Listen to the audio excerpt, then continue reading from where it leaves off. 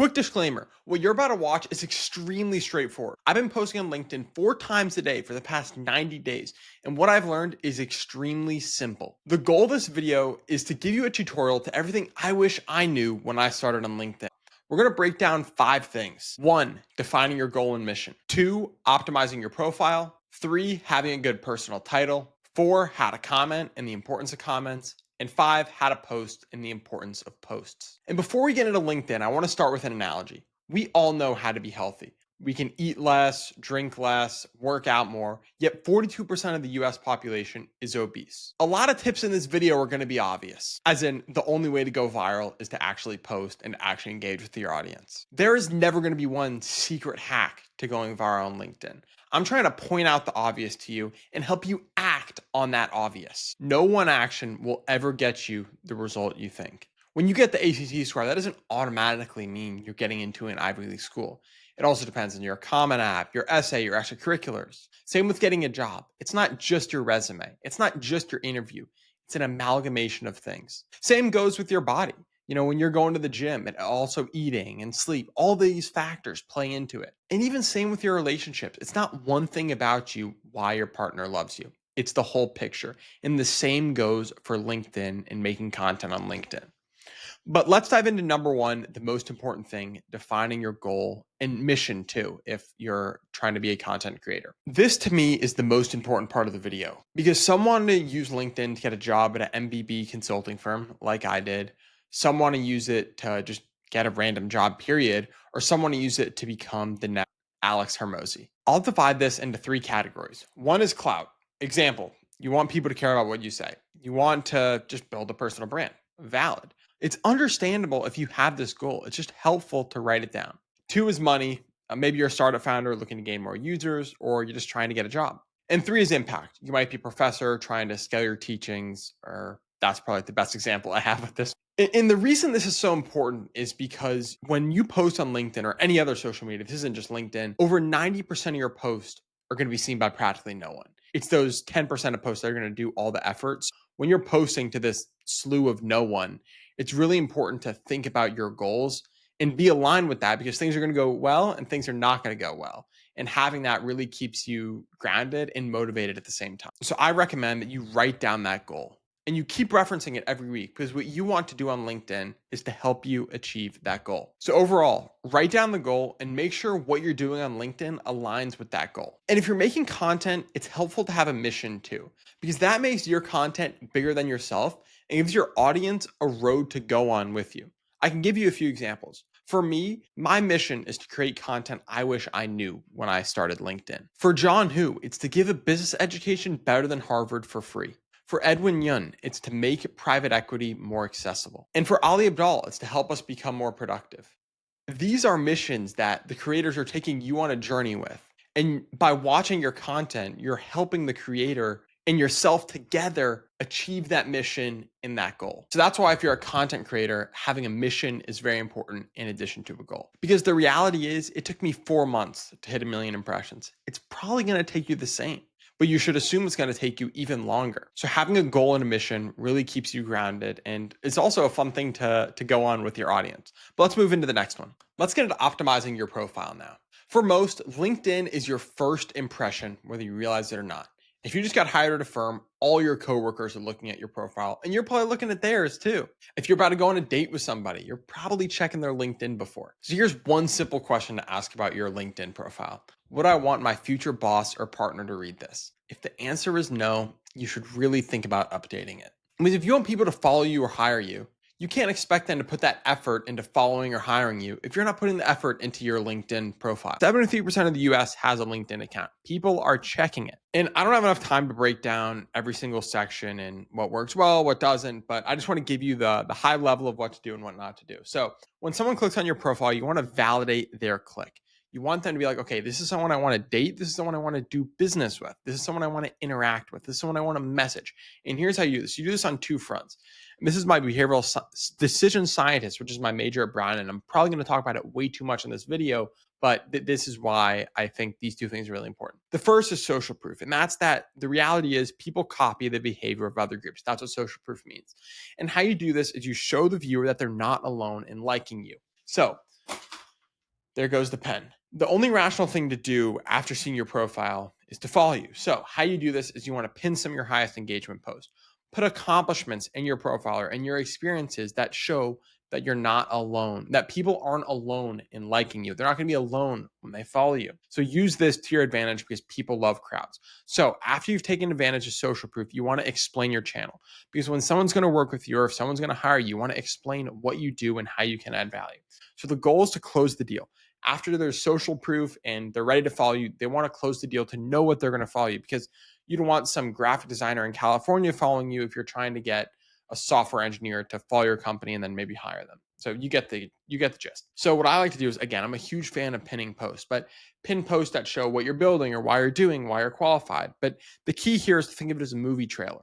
You want to show enough to hook them in and get them to want to watch the full thing, but not showing the full Daniel Greenberg or the full whoever this thing is. So, I can show mine up on the screen here, but again, you really want to think of it as a movie trailer.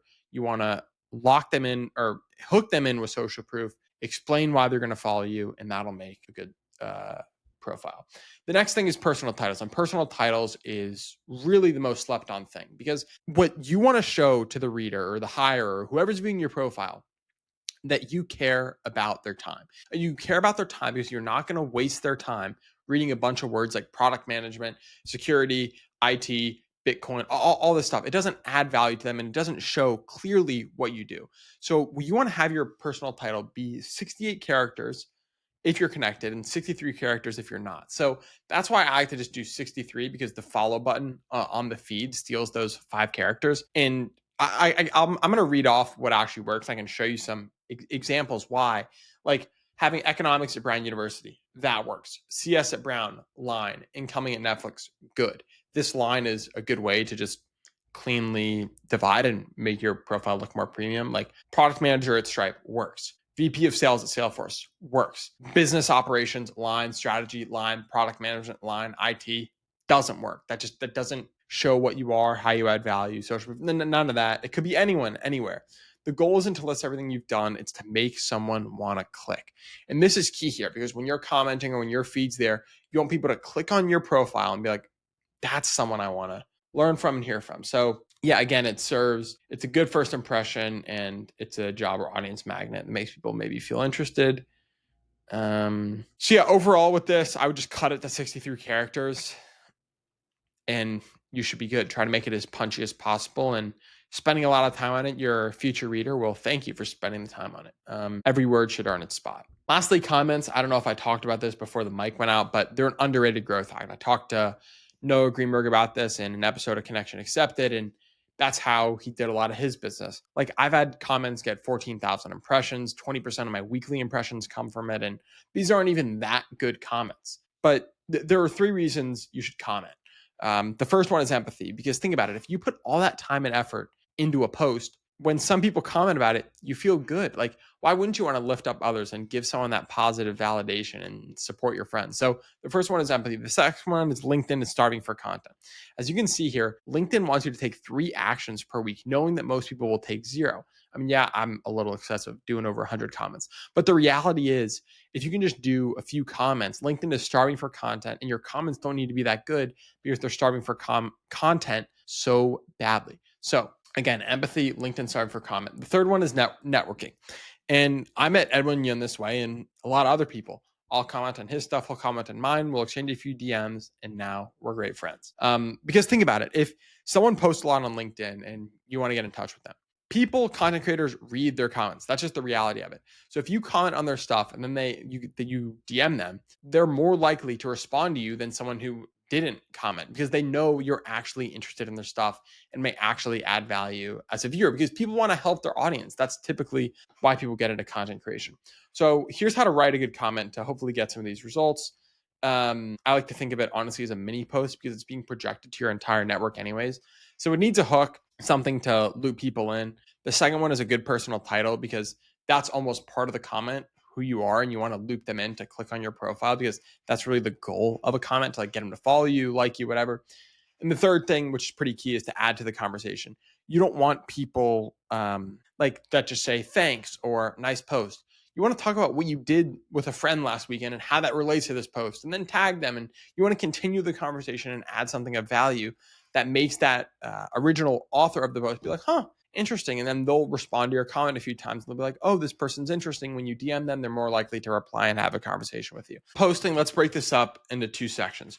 We have one, what a viral post has, and then two, how to write one. So first, I think it's important to really understand what a viral post has. And to me, I call it ALSH, and it's four things. It's not a good acronym, but it's one that works. And the first one is a list. Also, sometimes some people call it a format. And I literally just took this from Ali Abdaal, who said, as an educational YouTuber, all you need is a title, a thumbnail, and a list. And the behavioral decision scientist in me agrees. Humans like lists. I mean, we've been taught them in school for decades. Think about it. We think in bullet points. We work on to-do lists. PowerPoints are lists. Humans like lists, whether it's 10 versus 100 versus $1,000 hotel rooms or whatever it is. And also 3 ways to, whatever, ways to write on LinkedIn, ways to ride a bike. People like lists. They create clarity and you know what you're getting yourself into. Just lists are great, and that's part of a viral post. The next one after a list is specificity. Specificity makes people stop scrolling, because saying I made $47,382 a side hustle is better than saying I made good money with this side hustle. And again, a $5 million home in New York City might be normal, but in Kentucky, that's like a mansion, especially when you're talking about the rural parts. So specificity is really great, and numbers are great in the hook. So number 3, after a list, specificity, then it's the hook. And before I talk about the hook, I want to talk about how we scroll social media. When we're scrolling social media, we're looking at every post and we're subconsciously saying, should I spend my time reading this? And if the answer is yes to that question, then the hook is a good hook. And that's how you write a good hook. You want to ask yourself, is this something I want to read? Especially subconsciously too, because even if it's midnight and you're on YouTube and you're about to go to bed, but you see a Mr. Beast video, you're probably going to stay up an extra 20 minutes. But if it doesn't have a video, you don't see anything good, you're probably going to go to bed. So you want to think about, in that state of mind, are you going to click on the video or the LinkedIn post or not? Because the same goes for LinkedIn. People are scrolling meetings and they're about to have a meeting, but if they see a really juicy LinkedIn post, they'll click on it. So after we have a list, specificity, a hook, the last thing is emotion. And again, this is my behavioral decision scientist coming out in me, but humans crave emotion. That was literally practically the thesis of what I learned from 4 years at Brown. Emotion speaks to that. Humans crave it. That's why sometimes I'm an AI doomer when it comes to using writing in post. AI doesn't have emotions. You do. So use that emotion, write with it, and that's how humans will connect with each other, and what makes the post go so well on LinkedIn. You wonder why people's marriages can go viral on LinkedIn. That's how. It's because of emotion. And people like supporting each other. Like, emotion is just how you need it. So again, the takeaway is here: before posting your next piece of your content, you need a list, specificity, hook, and emotion. I really didn't get a good enough acronym for this here, but I like to call it ALSH. Moving on. Okay, let's dig into how to write one, and then I'll talk about broadly about strategy and some of the mistakes I learned from writing over 600 times. To me, there are 7 steps to writing a post. It's to first ideate, then brain dump, find evidence, trim, rest, trim, then post.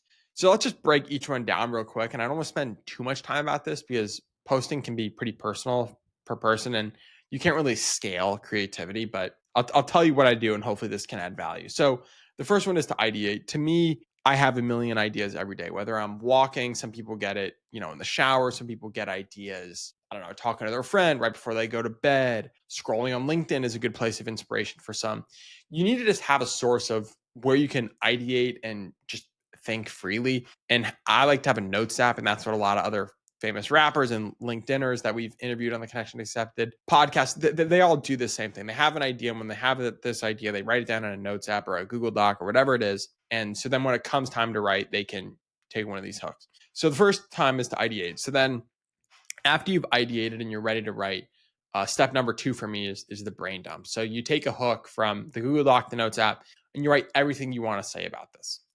It might be, take 10 minutes, 5 minutes, whatever it is. You write all you want to say about this. And then this is the most important part. Number 3 is find evidence. Talking about specificity, you can't just say, oh, this is interesting. You need to say why it's interesting. There are 3 things about this that make it interesting. Or, I scaled my business a lot this month. Well, what percent? Find out the exact percent, and maybe we're going to put a graph on it too. So you need to find the evidence, because that's, again, what is a viral post? Specificity. So you need the specificity.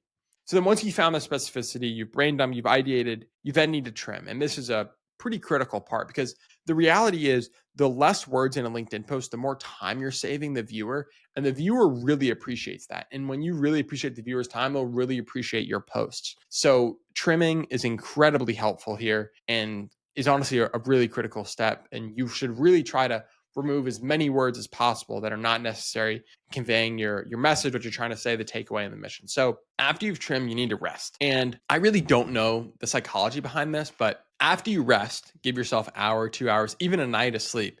When you come back the second day, you see things you didn't see the first time. I don't know how it works, but that second fresh pair of eyes is something really cool. So that's why I always like to give myself a few hours before I actually hit post. So I'll trim, give myself 2 hours, come back to my computer, do a final trim through of the post, and then I'll finally hit post. So again, just to break everything down, I ideate, then I brain dump, I find evidence for that specificity, I trim, I rest, and then I trim again, because that's how we save our readers time, and then we post. So those 7 things is how we do it. Again, trick yourself into thinking rejection equals learning. People make fun of you. Your first 100 posts are going to flop. It's normal. That's why, I'm making this video. This YouTube video will probably flop, but it's all in the name of the game of learning, and you just got to do what you're passionate about. Another cool tip about posting is I like to format all posts in this website called typegrow.com/create. This is not sponsored at all, but LinkedIn's native post editor isn't great. You can't really see the hook before the more, and I'll attach a screenshot right here to show you. But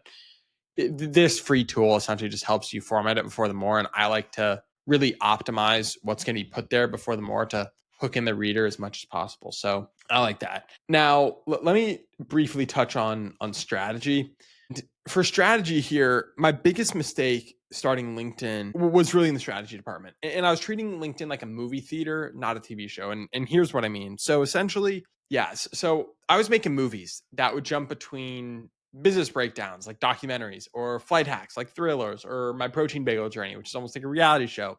And then if our CEO post, a drama. And that's not what you want to do. The best creators treat their channel, treat their account like a TV show, like Breaking Bad. And there are a lot of psychological reasons for this, because when you tune into a channel, you know what you're going to get. And there's a bingeability to it as well. So like, your favorite shows have a topic or niche. Like I'll go to Nick's Kitchen if I want recipe videos. They have recurring themes. Like Eric Way is always talking about the creator economy. They have character development. John, who is building himself into this billion-dollar company CEO. And they have cliffhangers that keep you coming back. Like, is John going to get this next round of funding? Is he going to get the next big sponsor of Stan? So this is why you need to think about your LinkedIn account, and your content there is a TV show.